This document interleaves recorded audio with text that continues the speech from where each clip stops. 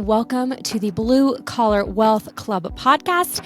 I am one of your hosts, Sheena White, and I am here with my friend and client, Kyle Fisbeck with IFM Services. So Kyle, tell us a little bit about you. So my name's Kyle Fisbeck. We started a mechanical and plumbing company back in July of 2020. Started out just kind of doing some odds and end type jobs here and there. March of 2021, we decided that we were going to take this thing full time and see what we can make of it. We kind of just ran with it. Didn't really know where we were going with it. We had a general idea of what we wanted to do. Kind of 6 to 8 months, ran into Shayna. That was kind of where we started collaborating on ideas, goals, what we wanted to do, where we wanted to go.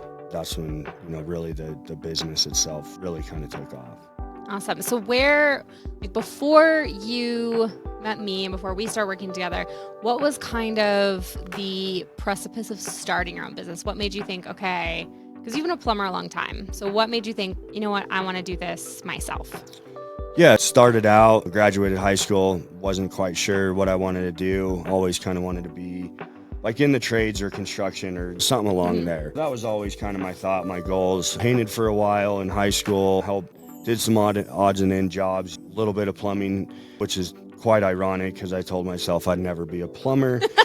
And told myself I'd never be a plumber. I was like, that's not me. No way. This is not going to happen. I guess the universe took hold and said, no, you're going to be a plumber. I just started out at the very bottom. I've been plumbing for 20 years, started out at the very bottom, drilling holes. I had a boss that wouldn't even let me sweat a piece of copper for the first year. Yeah, he was very particular on how he wanted to do things. Started out residential, just doing tract homes.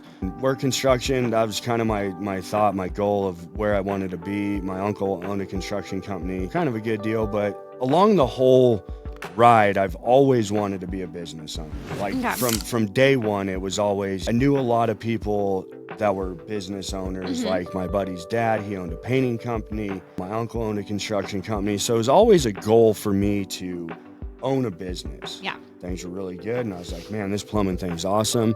Other days I'm like, man, this really sucks. What am I doing? Do I like to, do I want to all the time, right? Yeah. Well, and even today, business that we've built, I mean, there's still days where you kind of sit back and reflect and you say the same thing. You're like, man, this is awesome. And then other days you're like, what am I doing?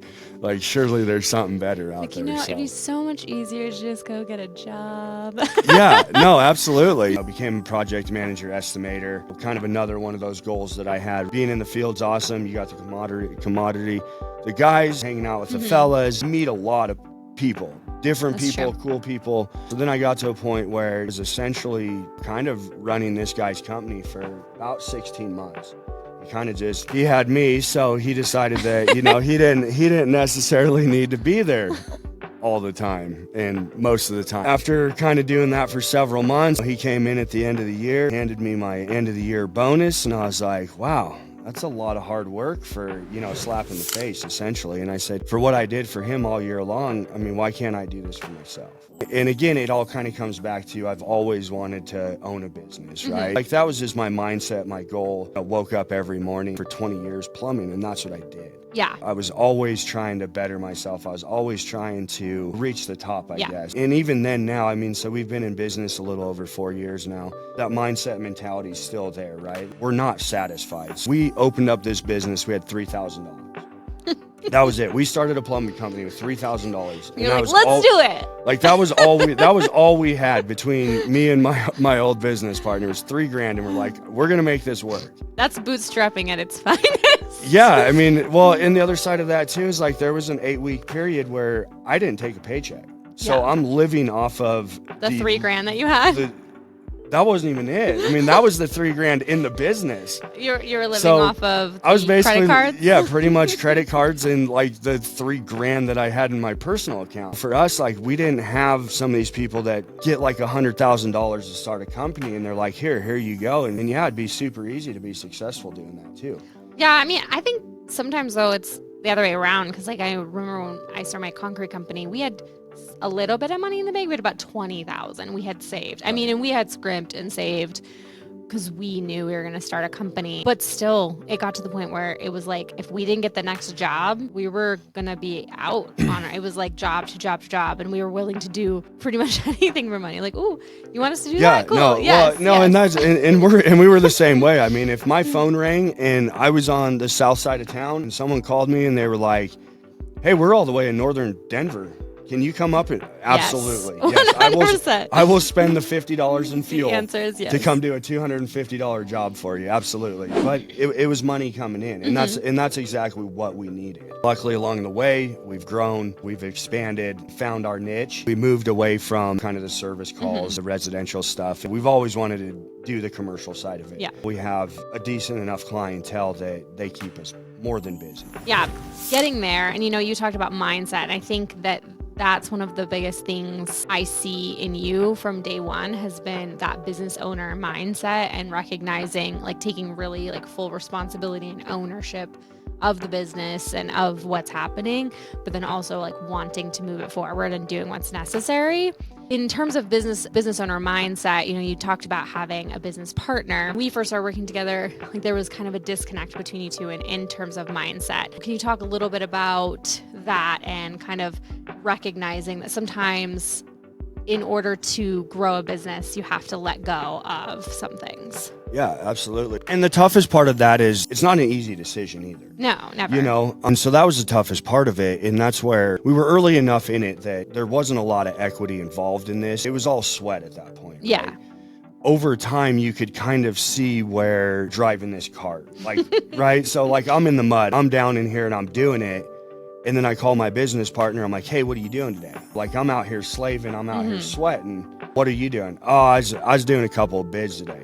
Well, when we bid the same exact jobs, and I know what bids are due and when they're due, and I don't have any bids due that day, it makes it pretty easy to kind of come to a conclusion like maybe he's not. No fault to himself. It's all a mindset. It's a mentality. After kind of meeting with Shayna a little bit, we kind of came to the mindset that we were working with a $1 million business, but he had a $10 an hour work, right? In the startup, I mean, Shayna and I talked about this all the time, but in the startup side of this, I mean, you got to have the $1 million work ethic with the $10 an hour budget. You know what I mean? That's where I was living. Yeah. And he would, and so it's totally opposite. We figured it out early enough. The toughest part of that is, again, we started with $3,000. The first year we made $1,500. Woo! We did one job and we got one billing in. That was in December, right? So, our taxes in 2020 were $1,500, which, okay, that's our base. Money. We made money. We were in the green, right? Then the second year, we come in, worked a full year. At the end of that year, I think we ended up making $3,000. Oh, in profit? Yeah, the second year. But with that $3,000 that we made, I had to call a general contractor to pick up an $8,000 check the day before New Year's so I could get it deposited into the bank so I could show profitability. And it was annoying as heck for that office manager. And she's like, really, Kyle, this is what you're doing? You're like, yes. And I said, yes, I am. This is what I'm doing. I said, this is exactly what I'm doing. I said, I apologize. I've had so many of those conversations like, oh, we're going to put the check in the mail. No, I'll come pick it up. Where are you located again? Oh, you're that far away? Well, I'll still come pick it up because I need that check today. Yeah, admit I'm a check runner.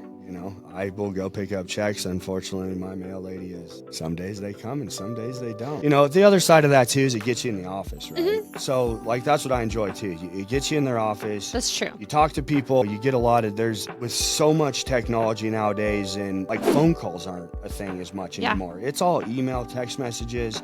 I mean, I don't know how many times I've tried calling somebody on the phone and I get an email that says, hey, what's up? I got your voicemail. What? I'm like, I'd like the phone call back. Some of this stuff is not email. I mean, I'll get text messages back, and I will sometimes text message people back. I mean, I've done it. Don't get me wrong. Well, but if I'm in a meeting or something, I don't want to ignore people, but I can't pick up the phone. But I'm terrible at email anyways, so I can honestly say I have never gotten a voicemail and then emailed someone back. But it kind of opens up that's part of it too, is you go in there, you get to see it at least once a month, right? You get to go in, you get to, shake hands, kiss babies, do all that fun stuff, you know what I mean? Now I've got to find something to do. Or I'm literally knowing that we have those guys and we have the crew that we need to make this work. Now it's like, okay, do we bite the bullet here again, or how do we do this? We get to the point where it's like, all right, let's bite the bullet. Let's eat this. We can handle it. It's going to be rough. We do that. And then all of a sudden March hits, and then March, April, May, I mean, we ended up having to go with the crew that we had. We ended up having to get, because the stress level goes to that point, because now we don't have enough guys for the amount of work. Now I've got to go find more labor. We had a crisis where we hire, or do we just use like a temp labor agency? For somebody who is listening and they're just starting out, or maybe they're in, that kind of like under 300 grind, and they're like, man, can I ever really make this happen? What is the one best piece of advice you would give them? For me, it's just keep grinding. Just keep working at it. Don't give up.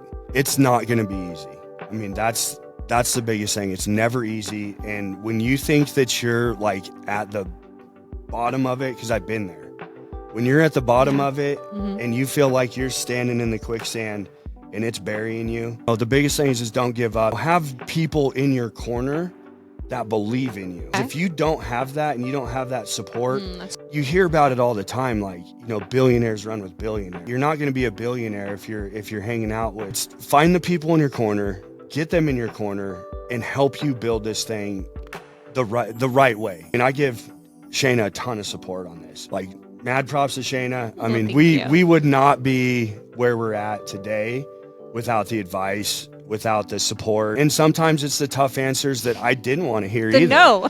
Yeah, there's a lot of no's out there. I took a lot of lumping on the head here. Shayna just hit me with that ruler and be like, no, we're not doing that. Why? Like, no, we got to, this is the plan, stick to the plan. And the other side of that too is like, don't get greedy either. I start seeing money that I've never seen before, right? I mean, you're going from, $25, $30 to $35 an hour. You think that you're making really good money. Yeah. When you start cashing $50, $60, $70, $100,000 checks, it's different. It's very different. It's like different. Seeing those numbers and looking at your bank accounts and looking and seeing what money's in there.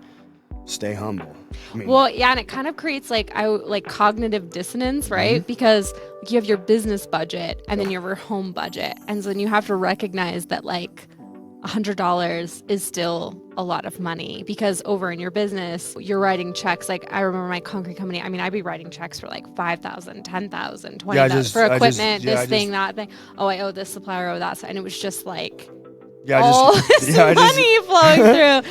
And so then when somebody's like, oh man, I can't afford this $100 thing, you're like, what? And you're like, oh yeah, that's still like, I have to put my home hat on, right? And that budget versus this thing where it's like, oh, I only have to spend $2,000 to repair this truck. That's a great deal. Right. Well, yeah. And that's it too. So like, I just paid my vendor the other day and just one set of invoices, $29,000. Right. I just paid him $29,000. I don't know if I want to spend $200 out of my personal account, because I'm like, yeah, I'm like, I don't have that conversation in your head. It's like, well, I just spent 29 grand on commodities, on materials. Yeah. My girlfriend says, hey, we should remodel the bathroom. And I'm like, I'm not spending that $2,000, $3,000, $4,000 on that. What, are you crazy? Well, you're planning on building her whole brand new house, so that is true. So that's the budgeted side of that thing. I love it. Well, thank you so much for taking time and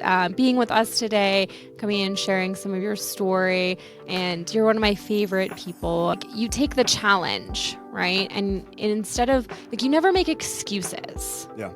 Like, one of my mentors always said, you can have results or you can have reasons. And I get so frustrated sometimes with people like, oh, well, I can't do this because of this or this or this. Or they have all these reasons. And I feel like with you, sometimes, we'll set a big goal. And instead of giving me the 10 reasons you can't, your mind automatically goes to the, how do I do this?